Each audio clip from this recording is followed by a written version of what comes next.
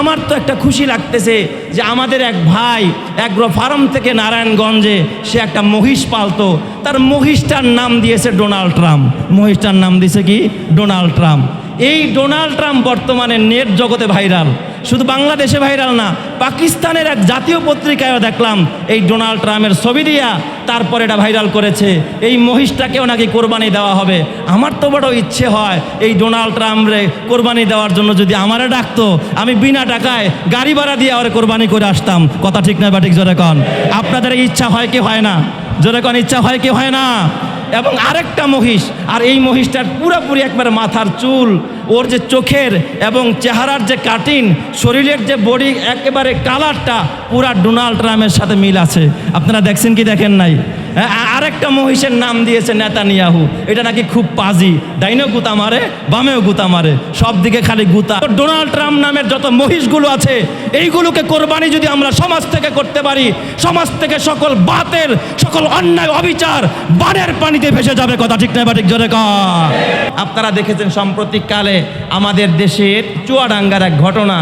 এক নর্তকী মেয়ে, সে আপনার টিকটক করতো, টিকটকার এক মেয়ে, তার বিভিন্ন অঙ্গভঙ্গি, তার বিভিন্ন অর্ধুলঙ্গ টিকটক ফেসবুকে বিভিন্ন জায়গায় ভাইরাল। এই মেয়েটা মারা গেছে। সমাজের মানুষ খুব সচেতন, তারা তার জানাজায়ও যায় নাই, এবং মুসলিম কবরস্থান যেখানে অনেকের মা শোয়া, বাবা শোয়া, বলছে এই নর্তকীকে আমরা এই কবরে রাখতে দিব না, বয়কট করেছে। আমি তাদেরকে সাধুবাদ জানাই, কারণ এই রকমের একটা জাহান্নামী যখন ওই কবরস্থানে যাবে, এর দ্বারা অন্যান্য কবরবাসীর উপর একটা এফেক্ট পড়বে, প্রভাব পড়বে। আর সমাজে যদি এই সমস্ত দুষ্কৃতিকারী, অন্যায়কারী, অবিচারকারীকে যদি সামাজিকভাবে বয়কট করা হয়, তাদের আত্মীয় স্বজনরাও দেখবেন, আরে আমার মেয়ে এই কাজ করার কারণে সমাজ তাকে বয়কট করেছে, তখন অন্যের মেয়েরাও উদ্বুদ্ধ হবে না, ছেলেরা উদ্বুদ্ধ হবে না, অন্যায় করবে না। আর আমরা সমাজে যখন অন্যায়কে লালন করি, অন্যায়কে আশ্রয় দেই, প্রশ্রয় দেই, আরও সাধুবাদ জানাই, তখন সমাজের মধ্যে অন্যায় অবিচার আরও বেড়ে যায়। কথা ঠিক না বা ঠিক? জোরে কন। এই জন্য আমরা সামাজিক বয়কট তৈরি করব। আপনারা দেখতেছেন সাম্প্রতিককালে একের পর এক খুন খারাপি বেড়েই চলতেছে। গাজীপুরের এই যে 5 খুনের মামলা, 5 খুনের ঘটনা, যেখানে স্ত্রী এবং 3 সন্তান এবং শ্যালক সহ 5 জনকে হত্যা করেছে, যেখানে প্রধান আসামি হিসাবে স্বামীকে দায়ী করেছে ফুরকান নামক ছেলেটা। তার লাশ এখনও শনাক্ত করতে পারে নাই, সে বেঁচে আছে না মরে গেছে। কিন্তু গতকালকের প্রতিবেদন পুলিশ বলছে যে তার মোবাইল ফোন পদ্মা সেতুর উপরে পাওয়া গেছে। সিসিটিভি সেখানে তারা যাচাই বাছাই করে দেখেছে যে একটা ব্যাগ সেখানে রেখে মোবাইল সহ ওই পদ্মা সেতুর উপর থেকে নদীতে ঝাঁপ দিয়েছে। এটা সিসিটিভিতে আসছে। কিন্তু এই লোকটাই সেই লোক কিনা যেই লোক 5 খুনের আসামি, এটা এখনও শনাক্ত করতে পারে নাই।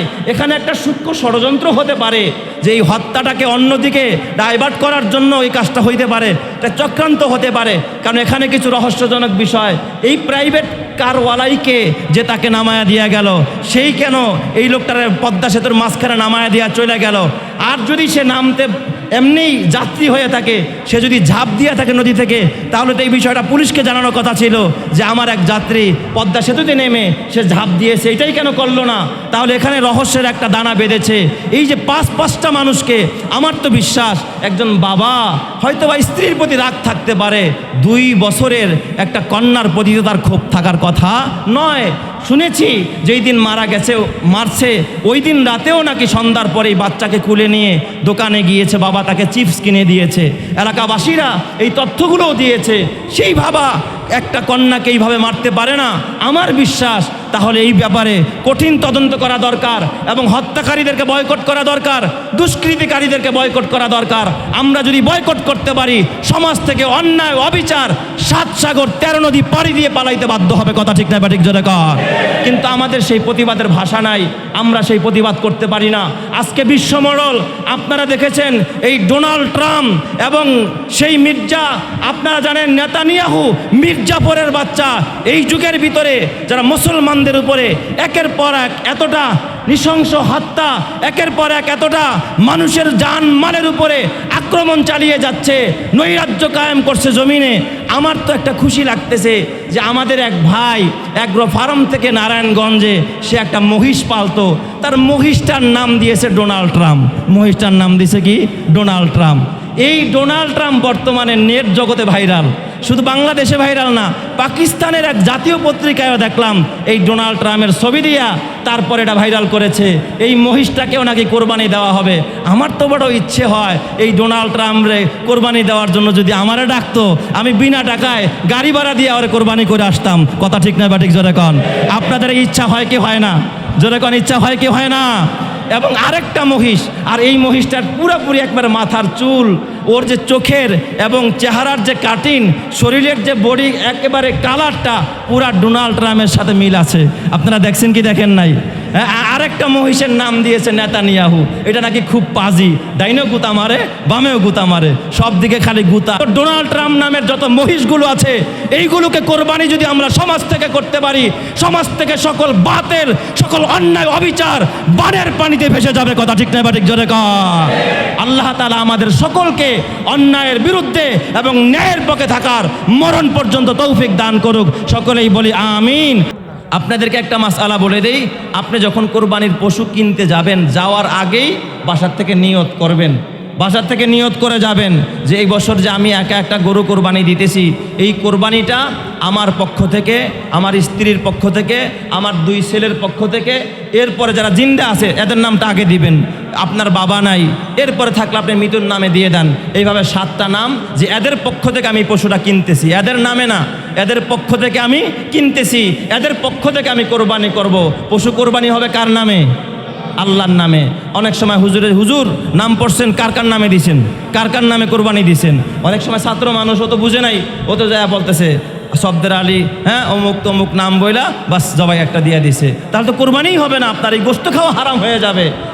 কোরবানির পশুর জবাই কারো নামে হবে না, ব্যক্তির নামে হবে না। আপনি কেনার সময় নিয়তটা করে নেবেন যে এই পশুটা আমি কিনলাম আমার নামে, আমার পক্ষ থেকে, আমার স্ত্রীর পক্ষ থেকে, আমার ছেলে বিদেশ থেকে টাকা পাঠায় ওর পক্ষ থেকে। আবার আমাদের দেশের মানুষ কি করে, বাবা মরে গেছে 10 বছর আগে, বাপ মার নামে দিয়ে দেন। আরে বেটা, তোর না উপরে কোরবানি ওয়াজিব, তোর বাপের উপর তো ওয়াজিব না, সাথে মারাই গেছে, তোরটা আগে দে। তুমি যে ওয়াজিব এটাই তো আদায় করলা না। এখানে অন্যের জন্য দরদ দেখাইতে গিয়ে নিজের ওয়াজিব ছুটে গেছে। নিজের নামটা আগে দিবেন, কামাই আপনি করেন, ছেলে বিদেশ থেকে টাকা পাঠায় ওর নামটা আগে দেন, ও তো টাকার মালিক, কোরবানি ওর উপরে ওয়াজিব।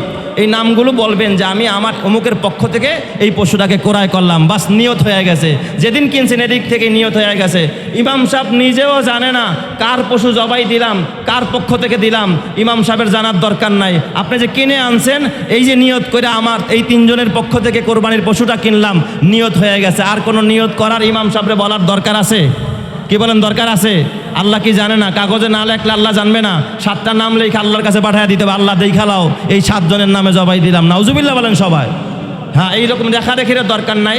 আপনি যখনই পশুটা কিনবেন তখনই মনে মনে মনস্থ করবেন যে আমার পক্ষ থেকে, আমি এক্সাম্পল স্বরূপ বলছি, আমার স্ত্রীর পক্ষ থেকে, আমার বাবা, আমার মা, আমার ছোট ছেলে, এই 5 জনের পক্ষ থেকে আমি পশুটা কিনলাম। এটা মুখেও বলা জরুরি না, মনে মনে নিয়ত করে কিনছেন। বাস এখন আল্লাহ জাইনা ফেলাইছে যে এই পশু তুমি কার কার পক্ষ থেকে কোরবানি দিতেছো। বাস ইমাম সাহেব আসবে, হুজুর জবাই দিয়ে দেন আল্লাহর নামে। ইমাম সাহেব বিসমিল্লাহি আল্লাহু আকবার বলে কোরবানিটা জবাই দিয়ে দিল, একেবারে খালেসভাবে কবুল হয়ে গেল।